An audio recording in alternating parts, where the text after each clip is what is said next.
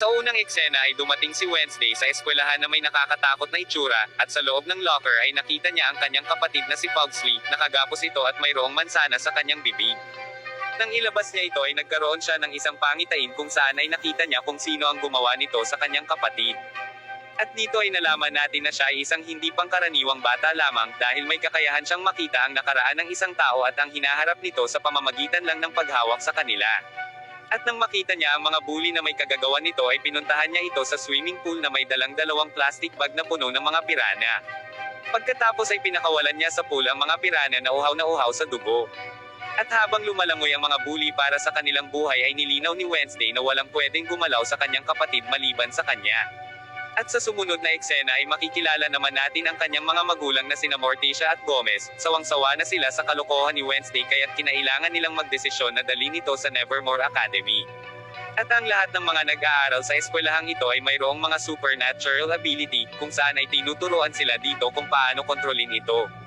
Alumni din dito si Morticia at Gomez, ibig sabihin na mayroon din silang mga superpower. Samantala ay isang hiker naman ang pumasok ng mag-isa sa kakahuyan na malapit sa Nevermore Academy. At sa kasamaang palad ay bigla siyang inatake ng isang hindi makitang nilalang at pinatay siya nito. Nakita ng mga pulis ang pinutol-putol na katawan kaya't nagsimula silang mag-imbestiga sa buong lugar at maraming beses na din palang nangyari ang ganitong malagim na pagpatay. Nakarating na si Wednesday sa academy at nakilala niya ang principal na si Larissa Wims at ipinakilala siya nito sa kanyang roommate na si Enid na kabaligtaran ni Wednesday. Si Enid ay isang down-to-earth na batang babae na mayroong makulay na kwarto habang si Wednesday naman ay gustong-gusto ang kulay na itim. Ilang sandali ay inilibot ni Enid si Wednesday sa academy habang itinuturo nito ang pangunahing mga grupo ng eskwelahan at ito ay ang Fangs First, Stoners at ang Scales. Ang Fangs ay mga vampira, First ay mga werewolf, Stoners ay mga gorgon na mayroong mga ahas sa kanilang mga ulo at ang Scales ay mga sirena na mayroong kakayahang manipulahin ang mga tao. Ipinakita din ni Enid sa kanya ang mga pinakasikat na mga babae sa eskwelahan. Si Bianca na isang gorgeous siren at ang boyfriend nito na si Xavier na isang death artist na kayang gawing makatotohanan ang kanyang drawing. At habang papaalis ang kotse ng Adams family ay pinakawalan ni Gomez ang isang pinutol na may buhay na kamay na magbabantay kay Wednesday. Kinabukasan ay sumali si Wednesday sa fencing class kung saan ay nakipaglaban siya kay Bianca. Pagkatapos ng paglalaban ay nagkaroon sila ng equal points kaya't nagpasya sila na tanggalin ang kanilang mga maskara at maglaban hanggang sa kung sino ang unang masusugatan. Ilang sandali matapos ang kanilang matinding paglalaban ay nagwagi si Bianca na malaslasan niya si Wednesday sa noo. Sa paglabas ni Wednesday sa infirmary matapos gamutin ay muntik na siyang mabagsakan ng isang batong gargoyle at sa kabutihang palad ay nailigtas siya ni Xavier. Nakabalik na sa kanyang kwarto si Wednesday ngunit nagsuspecha siya na parang may nakatingin sa kanya, kaya't hinanap niya ito sa kwarto kung saan ay nakita niya ang kamay na si Ting, nalaman niya na kagagawan pala ito ng kanyang mga magulang. Tinakot niya ito na dapat na maging loyal ito sa kanya dahil kung hindi ay ilalak niya ito sa drawer. Takot na takot si Ting kaya't nangako ito na magiging loyal siya kay Wednesday. Dahil sa pirana prank ni Wednesday ay kailangan niyang gawin ang mandatory therapy sessions kaya't dinala siya ni Principal Larissa sa therapy session sa Jericho, isang maliit na bayan sa labas ng Nevermore. Nakilala niya ang kanyang therapist ngunit wala naman siyang sinabing kahit ano dito, sa halip ay nagpunta ito sa restroom at tumakas ito sa bintana, at sa labas ay nabunggo niya ang isang lalaki, at bigla siyang nagkaroon ng pangitain kung saan ay nakita niya na namatay ang lalaki. Nagpunta si Wednesday sa isang malapit na coffee shop at doon ay nakilala niya ang anak ng pulis na si Tyler na isang barista. Nagkaroon ng problema si Tyler sa espresso machine ngunit agad siyang tinulungan ni Wednesday, biglang may dumating na mga bully at niloko siya ng mga ito. Hindi niya pinansin ang mga bully nung una ngunit nang maubusan ng pasensya ay nilabanan niya ang mga ito at agad na pinabagsak. Ilang sandali ay dumating na ang principal na kasama ang pulis at nakita ng mga ito ang patayan. Pinagalitan siya ng principal sa sasakyan, habang pabalik ng academy ay nakita nila ang isang wasak na kotse sa daan, at ang biktima ay ang nakita niya sa kanyang pangitain kanina. Kinagabihan ay nagpatugtog ito ng isang malagim na tunog sa kanyang cielo sa balcony, at maririnig na umaalulong ang mga asong lobo doon. Ngunit sinabi ni Enid na hindi siya makasali sa mga asong lobo dahil hindi niya kayang magbago ng anyo sa kanyang sarili. Samantala ay biglang lumitaw si Ting sa kwarto ni Tyler at sinabi nito na tawagan niya si Wednesday. Kahit natatakot ay naobliga ito kaya't nagkausap sila sa video call ni Wednesday. Sinabi sa kanya ni Wednesday na magkita sila Harvest Fair sa susunod na araw at sinabi niyang masaya ito. Ngunit ang katotohanan ay gusto lang niyang makatakas sa academy.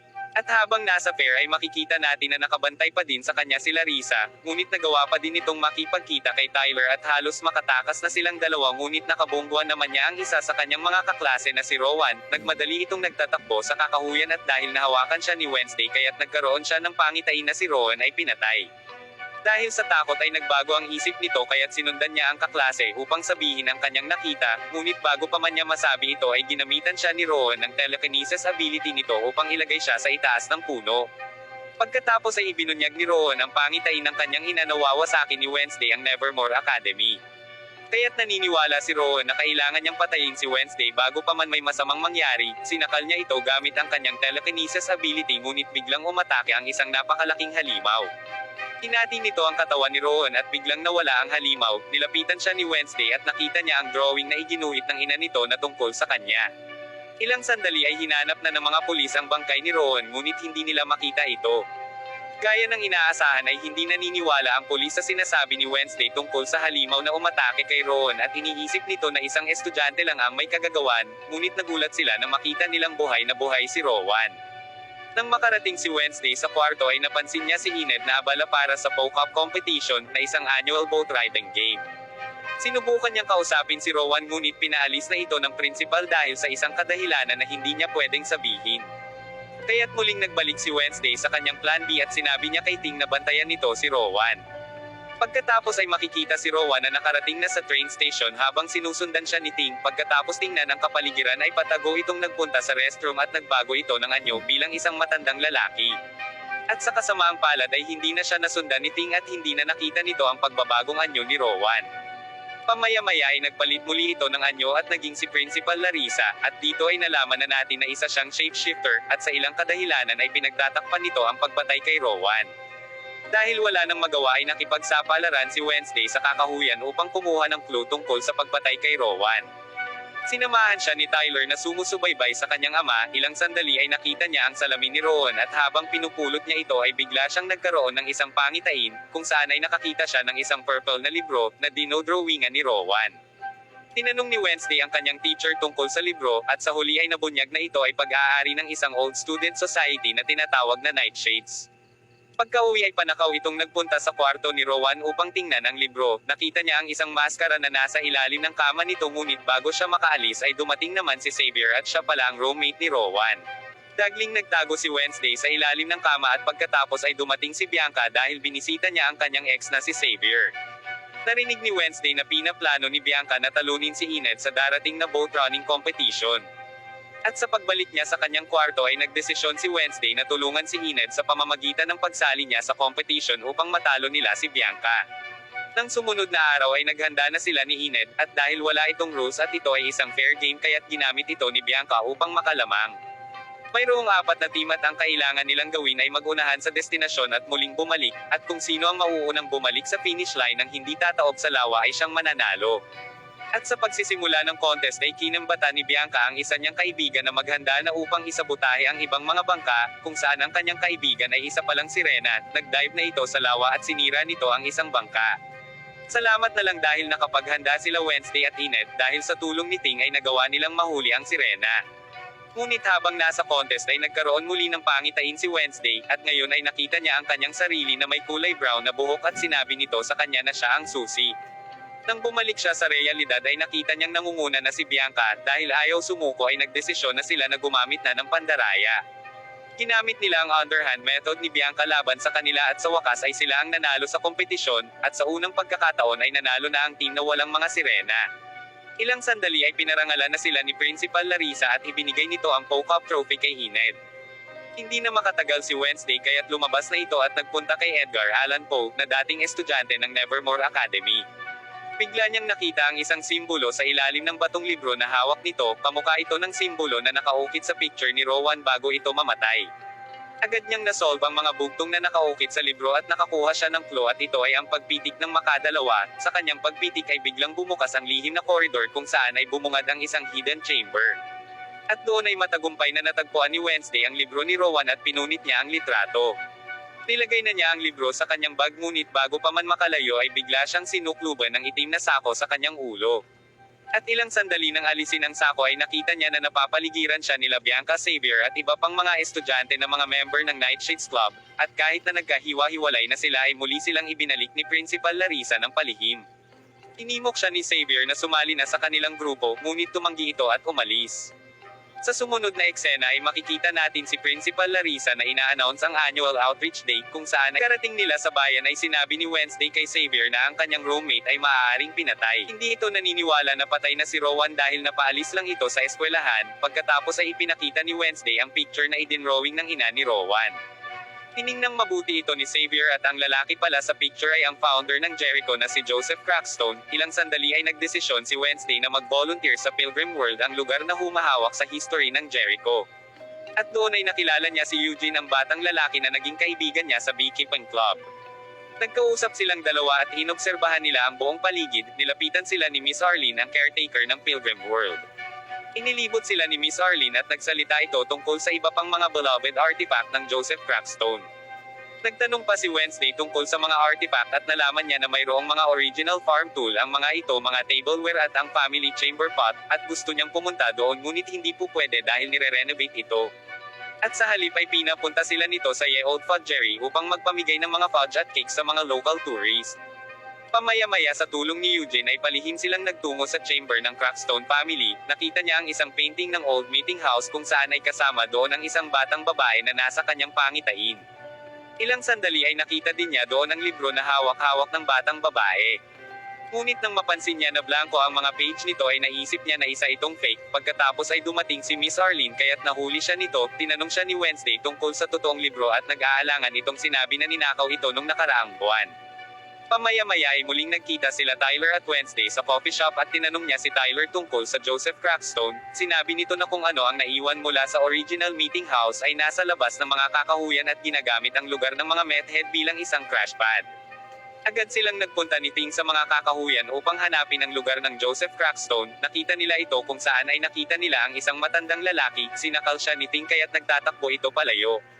Biglang nakaranas si Wednesday ng isang pangitain at ngayon ay naglakbay siya ng 400 taon sa nakaraan, at makikita natin ang batang babae na kulay brown ang buhok na nasa pangitain niya kanina. May mga taga-nayo na nakapaligid sa batang babae at tinatawag nila itong anak ng demonyo. Biglang dumating si Joseph Crackstone at tinawag niya ang batang babae na Goody Adams. Inakusahan niya itong isang mangkukulam at hinatulan siya nito na mamatay sa kamalig kasama ang iba pang mga akusado pati na ang kanyang ina. Inakusahan din sila ni Goody ng pagnanakaw ng kanilang lupain, ng kanilang katahimikan at pagpatay sa mga inosente. Galit na tiningnan siya ni Joseph at sinunog nito ang kamalig at sinubukang pakawala ni Goody ang kanyang ina ngunit hindi niya magawa, at dahil nawala na siya ng pag-asa ay tumakas siya sa trapdoor. Samantala ay inobserbahan ni Wednesday ang lahat ng nangyari sa kamalig at nagtatakbo sa kanya si Goody at sinabi nito na hindi titigil si Joseph hanggang sa mapatay silang lahat. At dahil sa nabunyag na ito ay biglang nagising si Wednesday at ipinaliwanag niya ang lahat kay Ting, ngunit bigla nilang nakita ang halimaw na pumatay kay Rowan na nagtatago sa likuran nila kaya't agad na tumakas palayo si Wednesday. Sinundan niya ang mga bakas ng mga paa na unti-unti nang naging bakas ng isang tao, at dito ay lumalabas na isang tao talaga ang halimaw. Pagkatapos ay nagpunta siya kay Xavier at sinabi niya dito ang kanyang nakita. Gusto niyang ipakita ang mga bakas ng paa ngunit nawala ang mga ito nang dahil sa ulan.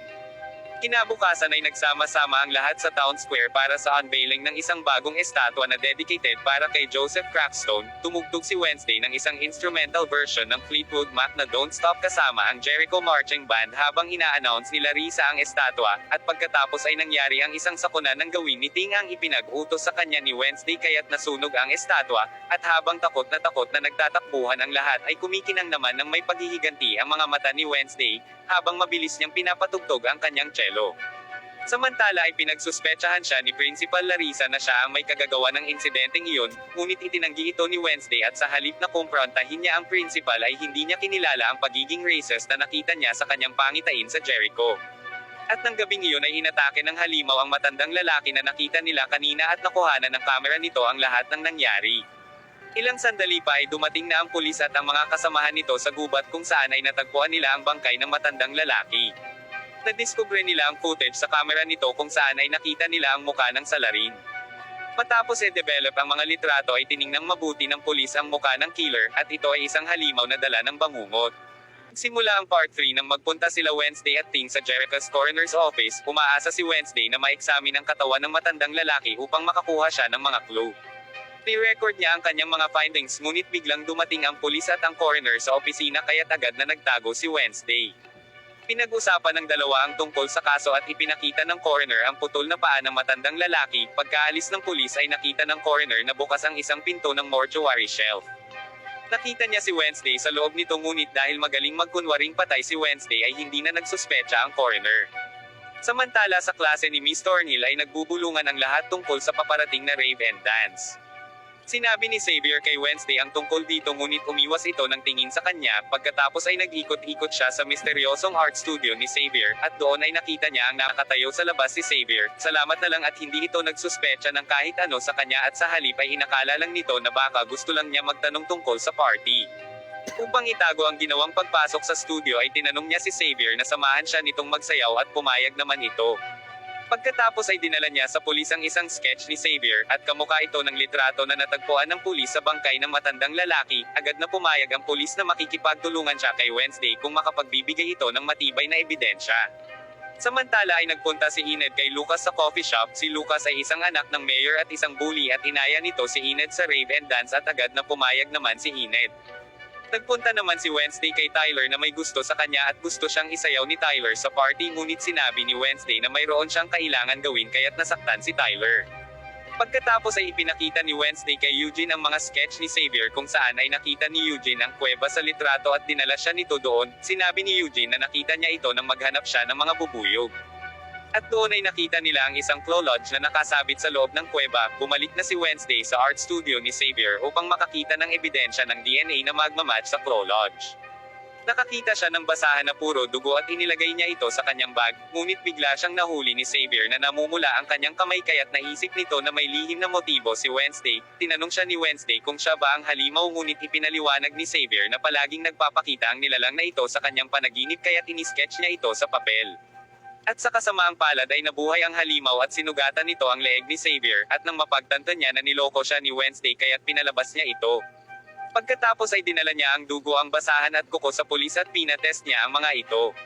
Samantala ay maingat na nagtatype si Ting sa typewriter ni Wednesday at inilaglag niya ito sa coffee shop upang mabasa ni Tyler.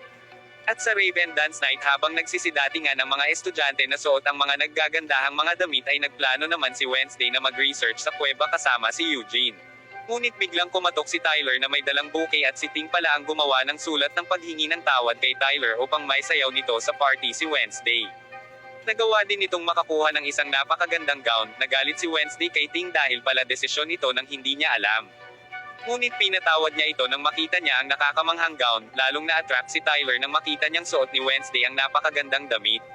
Ngunit nabigla naman si Eugene nang malaman niya na biglang nagbago ng plano si Wednesday, at sinigurado ni Wednesday na itutuloy pa din nila ang kanilang investigasyon sa susunod na araw at sinabi nito na huwag siyang pupunta ng mag-isa sa mga kakahuyan, ngunit nagtungo pa ding mag-isa si Eugene. At sa dance floor ay napatulala ang lahat kay Wednesday habang suot nito ang isang napakagandang gown. Hindi na matiis ni Xavier ang kanyang nararamdaman para kay Wednesday kaya't nilapitan niya ito, at sinabi niya ang hindi nila pagkakaunawaan ni Tyler. Pagkatapos ay sinabi ni Wednesday ang pag-uusap nila ni Xavier at dito ay nalaman natin na sumasama pala si Tyler sa mga bully. Sinira nila ang wall painting at inatake nila si Xavier noong nakaraang outreach day. Sinabi ni Tyler na nagbago na siya ngayon kaya't hindi siya masisi ni Wednesday. Samantala ay makikita natin si Lucas na itinitext niya ang kanyang mga kaibigan na nagplano ng paghihiganti laban sa mga outcast dahil sa pagsunog ng Joseph Crackstone statue. Pagkatapos ay nagsayaw na si Wednesday ng kakaibang sayaw ng goth sa dance floor kaya't nagulat ang lahat sa kanya. At sa kakahuyan ay bumalik na sa kuweba si Eugene at nakita niya doon na may nagsindi ng apoy. At sa party ay binuksan ni Lucas at ng mga bully ang mga sprinkle kaya't inulan sila ng kulay pulang tubig. Basang-basa ang dance floor ng pulang pintura at nagsisigaw ang lahat at nagtakbuhan, ngunit nadudulas lang ang mga ito at bumabagsak ng paulit-ulit. Biglang nagkaroon ng pangitain si Wednesday na nagpapakita ng nakakatakot na kamatayan nila ni Eugene, kaya't dagling nagtatakbo na ito sa mga kakahuyan upang hanapin si Eugene. Samantala ay sinubukang takasan ni Eugene ang halimaw matapos niyang marinig ang mga angil nito. Tinawag siya ni Wednesday ngunit sa kasawiang palad ay inatake na ng nilalang si Eugene bago pa man niya ito makita. At nang makita niya si Eugene ay naliligo na ito sa sarili niyang dugo, nakarating na din doon ang kanilang teacher na si Miss Thornhill at tinanong siya nito kung buhay pa si Eugene. At sa sumunod na eksena ay makikita natin si Wednesday na tinitingnan ang police file ng kanyang ama, at sa flashback ay ipinakita na habang bumabagyo ng gabi ay nakita ng bata pang si Principal Larissa ang isang bangkay sa courtyard ng Nevermore. Nakatayo naman ang batang si Gomez sa scaffolding na duguan habang hawak nito ang isang espada. At makikita natin na hinuhuli na ng mga pulis si Gomez. At ngayon ay nasa kasalukuyan na tayo sa Parents Weekend ng Nevermore, dumating na sina Gomez, Morticia, Pugsley at Lurch. Nag-speech na si Principal Larissa para sa lahat ng mga magulang at mga estudyante, napaluha si Enid sa pagpasok ng kanyang werewolf family. Samantala ay nakita nila Gomez at Morticia si Wednesday at kinumusta nila ang pag-aaral nito sa Nevermore. Makikita din natin ang nanay ni Bianca na si Gabriel na pumunta sa event. Samantala ay sinabi ni Principal Larissa kila Morticia na pinapatawag sila ng therapist ni Wednesday para sa group session at pumayag naman ang mga ito. Tumatawag naman ang pulis na si Galpin sa coffee shop at tinatanong nito ang tungkol sa DNA ng kuko ng halimaw. Nakita din niya ang pagdaan ng itim na kotse ng Adams family, pagkatapos ay nakatanggap ng tawag si Galpin tungkol sa nagpakamatay na si Dr. Anwar. Nakipag-usap na sila Gomez sa therapist, inamin ni Pugsley na namimiss na niya ang kanyang ate at ganon din sila Gomez at Morticia. Ngunit biglang inilabas ni Wednesday ang police record ng kanyang ama at humingi ito ng kasagutan kung sino si Garrett Gates at bakit siya pinatay ng kanyang ama. Nagalit si Morticia at pinagsabihan niya si Wednesday dahil matagal na ito at tapos na ang kaso ng kanyang ama. Sinabi ni Wednesday sa ina na huhukayin niya ang buong katotohanan. Samantala ay nakipagkita si Bianca sa kanyang ina sa coffee shop, sinabi nito kung bakit siya nasa bayan. Pinamumunuan ni Gabriel ang isang kulto na tinatawag na Morning Song kung saan ay minamanipula niya ang mga tao para magkapera. Ngunit humihina na ang kanyang kulto kaya't nagpakasal siya sa isang lalaki na ang pangalan ay Gideon na hinamak ni Bianca at umaasa silang dalawa kay Bianca na uuwi din ito. Sa sumunod na eksena ay dinalaw ni Wednesday si Eugene sa ospital at nakoma ito sa ICU. Sinisisi ni Wednesday ang kanyang sarili dahil hinayaan niyang atakihin ng halimaw si Eugene. Dumating ang ina ni Eugene at pinasalamatan siya nito dahil naging kaibigan niya si Eugene. At sa morgue ay nag-survey ang pulis na si Galpin, nag-iwan ng isang sulat si Dr. Anwar bago ito magpakamatay. Sinasabi nito na pinagsisisihan niya ang pagpalsipika ng isang murder case 3 dekada na ang nakararaan. Ngunit makikitang may naglagay ng itim na bubble gum sa CCTV at tinakpan ito, kaya't hindi malaman ng mga pulis kung ano talaga ang nangyari sa doktor. Ngunit naniniwala pa din ang pulis na ang sinasabi ng coroner sa sulat ay ang kaso ni Gomez Adams, at ngayon ay mayroon na siyang ebidensya at kailangan niyang hulihin si Gomez. Samantala ay nanunood si Wednesday habang nag-aalay ng red rose si Morticia sa puntod ni Garrett. Habang naghahanda ang lahat sa courtyard para sa festivities ay dumating si Galpin upang hulihin si Gomez. Nagulat sila Morticia nang kuhanin ng pulis si Gomez. Pinuntahan nila Wednesday ang kanyang ama sa kulungan upang malaman niya ang buong katotohanan. Inamin ni Gomez na nahuhumaling si Garrett kay Morticia at sinusubaybayan niya ito. Ini-report ni Morticia sa pulis si Garrett ngunit wala ding nangyari, kaya't galit na pinatay ni Gomez si Garrett. Matapos malaman ni Wednesday ang katotohanan ay hindi siya sigurado kung guilty talaga ang ama. Samantala ay niregaluhan si Enid ng kanyang ina ng isang brochures para sa isang lycanthrope conversion summer camp, at ang camp na ito ay para kay Enid upang mapilit itong maging isang werewolf, ngunit umayaw naman si Enid. Ilang sandali ay makikita natin na nakatayo si Morticia sa isang meeting place para sa nightshades nang puntahan siya ni Wednesday, at sinabi ni Morticia ang katotohanan sa anak. Nang palayasin ni Gomez si Garrett ay nakita niyang halos bumubula na sa galit ang bibig ni Garrett, kaya't napilitan siyang saksakin ito at pagkatapos ay nahulog ang katawan nito sa courtyard kung saan ay nakita ito ni Principal Larissa. Kinuha ni Gomez ang espada at sinabi niya kay Morticia na magtago na ito sa kanyang kwarto. Inako pala ni Gomez ang kasalanan ni Morticia at matapos marinig ni Wednesday na bumubula ang bibig ni Garrett ay naisip ni Wednesday na baka may kakaibang nangyayari na dito. Kaya't nagpunta silang dalawa sa sementeryo ng Jericho. Hinukay ni Wednesday ang libingan ni Garrett upang makakuha ng ebidensya ngunit nahuli sila ng mga pulis at ikinulong sila ng mga ito. Salamat na lang at may nakuha si Wednesday na isang bagay sa libingan at ipinakita niya ito kila Morticia. Ito ay isang daliri na may kulay na blue na kulay ng nightshade.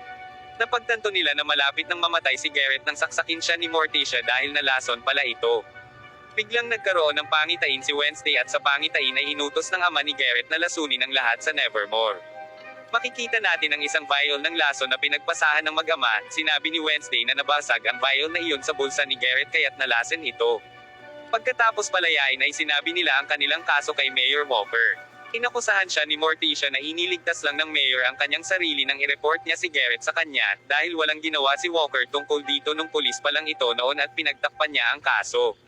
Ipinakita ni Wednesday ang isang daliri ni Garrett at ipinag-utos ni Morticia kay Walker na palayain ang kanyang asawa at kung hindi ay ilalantad niya ang panloloko nito. Salamat na lang at sumunod din ang mayor kaya't sa pangalawang pagkakataon ay muling ibinaba ang kaso ni Gomez. At humingi na din ng tawad si Galpin kay Gomez at nagkamay na silang dalawa. Samantala ay naninindigan pa din si Enid laban sa kanyang ina at sinabing tanggapin na lang nila kung ano talaga siya. At magiging werewolf din siya kapag dumating na ang tamang panahon. At sa pagtatapos ng parent-teacher weekend ay nagpaalam na si Wednesday sa kanyang pamilya.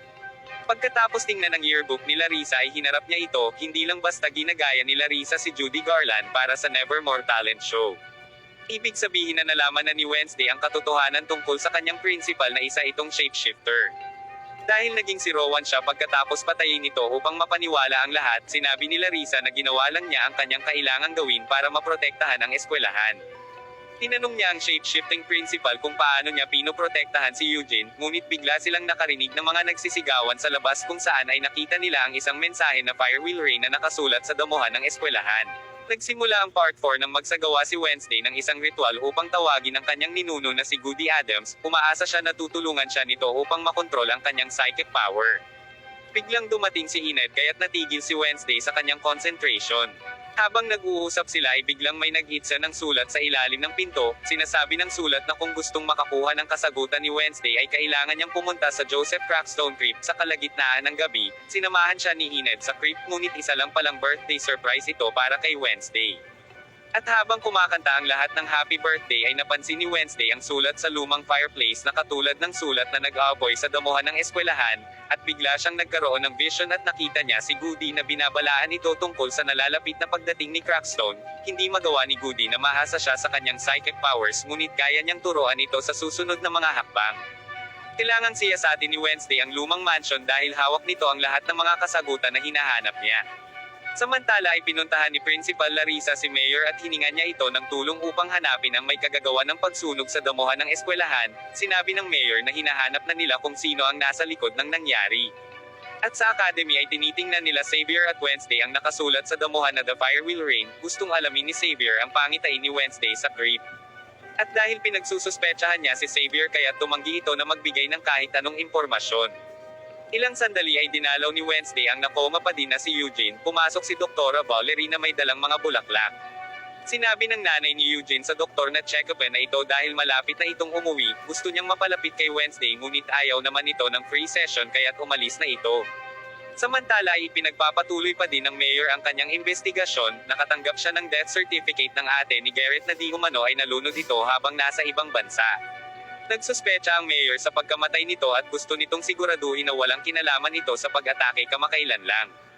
At sa coffee shop ay pinuntahan ni Wednesday si Tyler at gusto siya nitong yayain sa labas sa kanyang birthday ngunit ipinagwalang bahala lang ito ni Wednesday.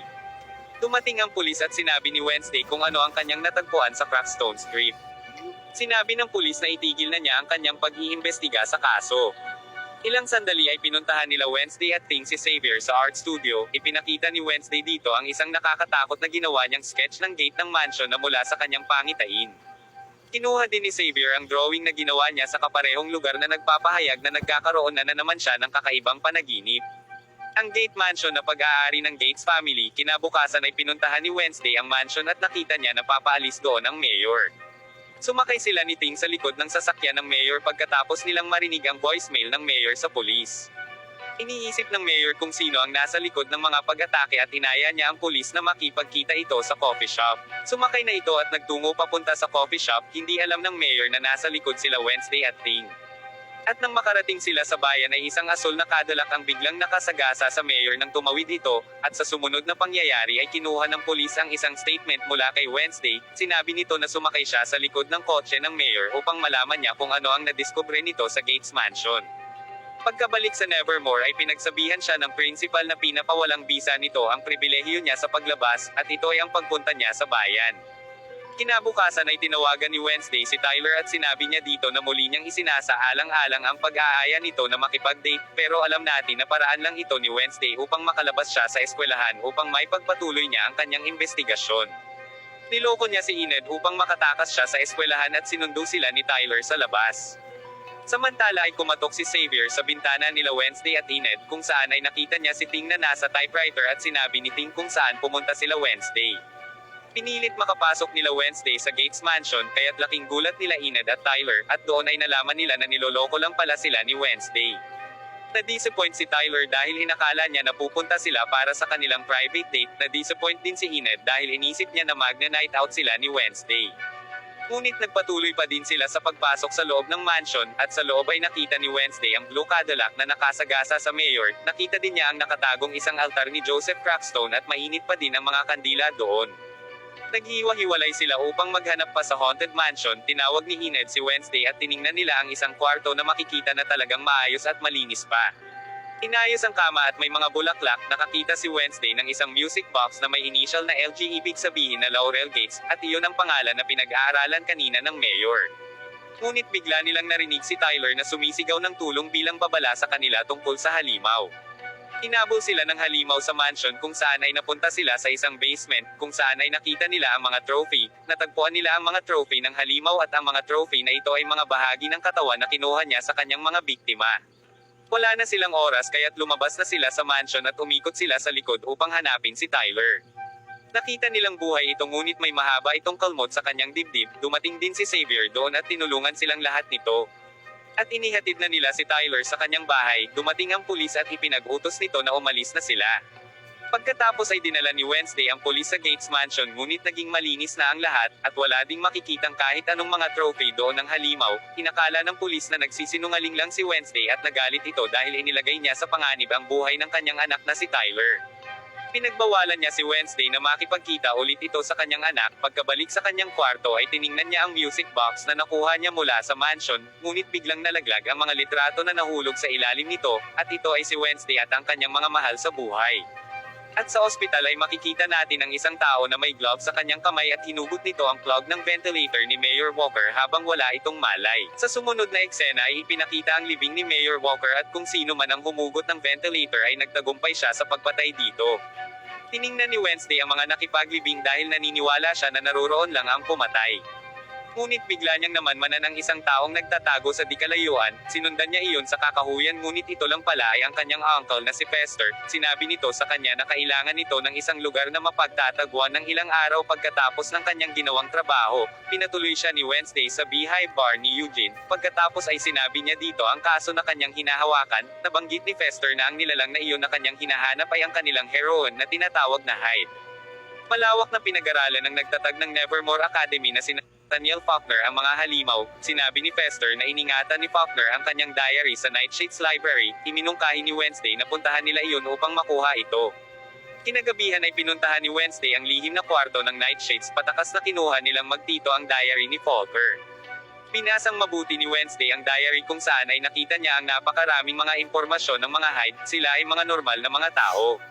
Nananatiling mga tulog ang mga Hyde hanggang sa may gumising dito sa pamamagitan ng hypnosis o kaya ay mabigyan ng chemical.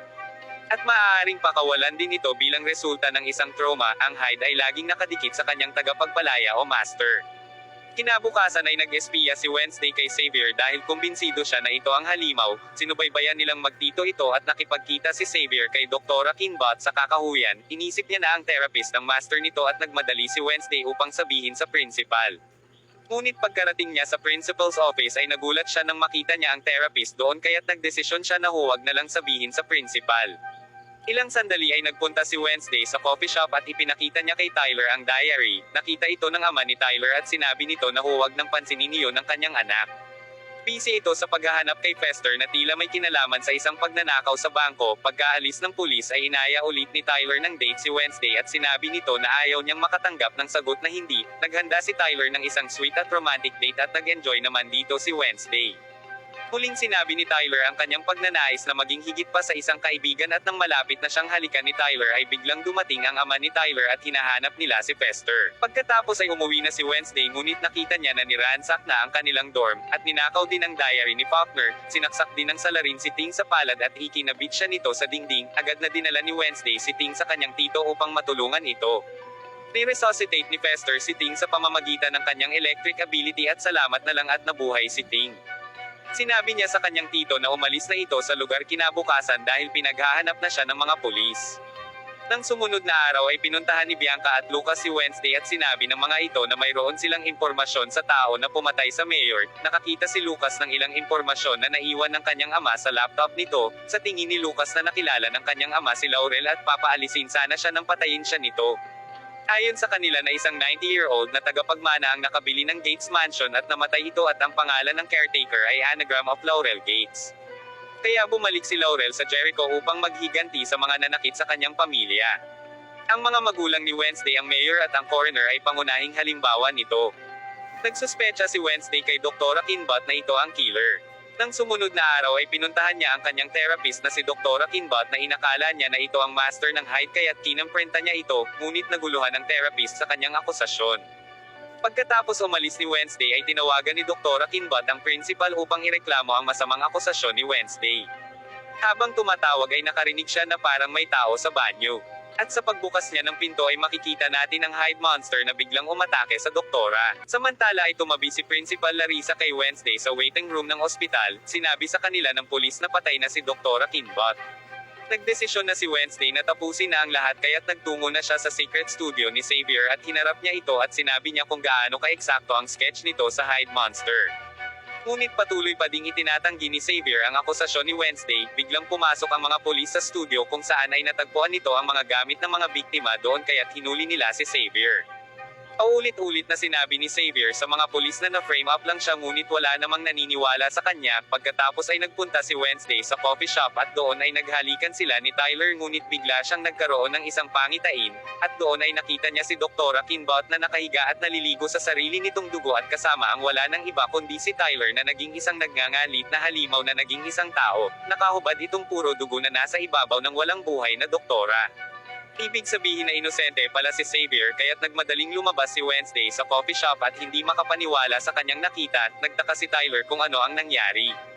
Ilang sandali ay tinawagan ni Wednesday si Tyler sa kakahuyan at inakala niya na aayain siya ulit nito na makipag-date, ngunit ipinagtapat ni Wednesday sa kanya na siya ang hide monster ngunit itinanggi ito ni Tyler at nagtaka siya kung bakit nakipagkita si Wednesday ng mag-isa sa kanya. Nagulat ito nang maglabasan ng mga Nightshades members kasama sila Bianca at Yoko upang backupan si Wednesday. Pagkatapos ay dinala nila si Tyler sa art studio ni Xavier at itinali nila ito ng kadena sa upuan. Tinanong siya ni Wednesday at Hyde din pala ang nanay nito at naisip ni Wednesday na nakuha ni Tyler ang genes sa ina. Sinabi ni Tyler na may severe bipolar disorder ang kanyang ina at Hyde din ito na katulad niya. Ngunit pilit pa ding itinatanggi ni Tyler ang lahat, ngunit hindi umubra kay Wednesday ang kanyang mga pakiusap kaya't upang matrigger ay tinorture siya ni Wednesday. Tineasure niya muli ito at umayaw ang ibang mga estudyante dahil ayaw nilang ma-involve sa panonorture ni Wednesday. Samantala ay pinakikinggan naman ng pulis ang mga record ng sessions ng kanyang anak na si Tyler, ibig sabihin na kliyente din pala ito ni Dr. Kinbot. Pagkatapos ay nakatanggap ng tawag ang pulis mula kay Principal Larissa tungkol sa nangyaring pagkidnap nila Bianca kay Tyler, kaya't dagling pinasok ng mga pulis ang studio bago pa man akmang torturin muli ni Wednesday si Tyler. Dinala sa police station sila Wednesday at Tyler. Sinabi ni Principal Larissa kay Wednesday na hindi siya papatawan ng kidnapping ni Galpin, at nang papaalis na si Wednesday sa police station ay sinabi ni Tyler na mag-usap muna sila. Inamin ni Tyler ang krimen at sinabi nito na sa tuwing pumapatay ay ni-excite siya sa takot ng kanyang biktima. Pinalaan niya si Wednesday dahil wala siyang ideya kung ano ang susunod na mangyayari, at dahil dito ay nagdesisyon na ang principal na paalisin na si Wednesday at sinabi na maghanda na siya upang iwanan ang eskwelahan. Ngunit sinubukan pa ding kumbensihin ni Wednesday ang principal na bigyan pa siya ng konting panahon upang mapatunayan na si Tyler ay isang hide. Tumanggi ang principal at sinabing disappointed siya kay Wednesday kung bakit siya nagkaganon. Pagkatapos ay malungkot na nagpaalam na si Wednesday kay Enid. Nagpaalam na din siya kay Bianca at sa Nightshades at binalaan niya din ang mga ito na maghanda para sa susunod na plano ni Tyler. Samantala ay binigyan siya ni Miss Thornhill ng puting oleander bilang regalo nito sa kanya. Bago umalis sa bayan ay pinuntahan niya si Eugene na nagising na mula sa pagkakakomatose. Sinabi niya na sinunog ni Dr. Kinbot ang kuweba ng Hyde at kinontrol niya si Tyler bago siya binalingan nito. Ngunit naalala ni Eugene ang isang tao na may suot na pulang boots noong sunugin ang kuweba, kaya't agad na naalala ni Wednesday na si Miss Thornhill lang ang lagi niyang nakikitang nagsusuot ng pulang boots. Pagkabalik sa eskwelahan ay tinapat niya si Miss Thornhill na kilala bilang si Laurel Gates na nasa conservatory. Nung una ay itinanggi ni Miss Thornhill ang akusasyon sa kanya ngunit bumigay din ito at umamin dahil sa masidhing pamimilit ni Wednesday. Sinabi ni Wednesday na inamin na ni Tyler ang lahat sa kanya, Tyler sa pamamagitan ng mga kemikal ng halaman, at sa ngayon ay siya ang itinuturing bilang master ni Tyler. Ilang sandali ay lumabas sa likod si Tyler at napanood nito ang harapan ng dalawa at nalaman niya ang katotohanang sinabi ni Wednesday.